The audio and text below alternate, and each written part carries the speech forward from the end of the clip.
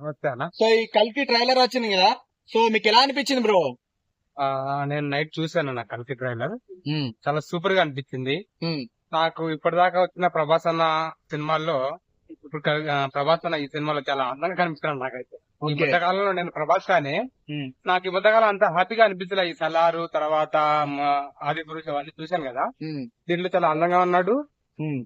Concept కూడా తెలుసు కదా, చాలా కొత్తగా ఉంది. కల్కి 2898 ఇక్కడ ఇప్పుడు మనం భగవద్గీత చూసుకున్నట్టుగా చాలా కాన్సెప్ట్ కనిపిస్తున్నాయి.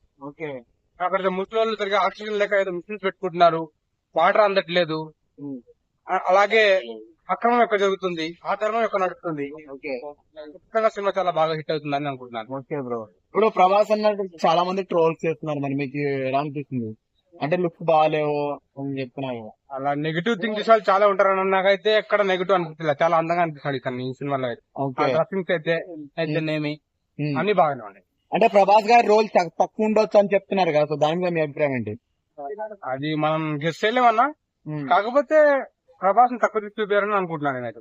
ఓకే, సో ఓవరాల్ గా అంటే ఎన్ని వేల కోట్లు కలెక్ట్ చేయొచ్చు అనుకుంటున్నారు? 600 crores అయితే బడ్జెట్ సినిమాది. 600 crores బడ్జెట్ అయితే నేను 3000 దాకా ఎక్స్పెక్ట్ చేస్తున్నా. 3000 దాకా ఎక్స్పెక్ట్ చేస్తున్నా. నేను సర్వే కూడా చూసా, కొన్ని యూట్యూబ్ సర్వే చూసా, ఆల్మోస్ట్ 3000 పైనే ఉన్నాయి. ఓకే, అంటే ప్రభాస్ అనే 3000 crores కలెక్ట్ చేస్తారు ఖచ్చితంగా, వరల్డ్ వైడ్ గా ఖచ్చితంగా 3000 crores కలెక్ట్ చేస్తారు. Okay, thank you.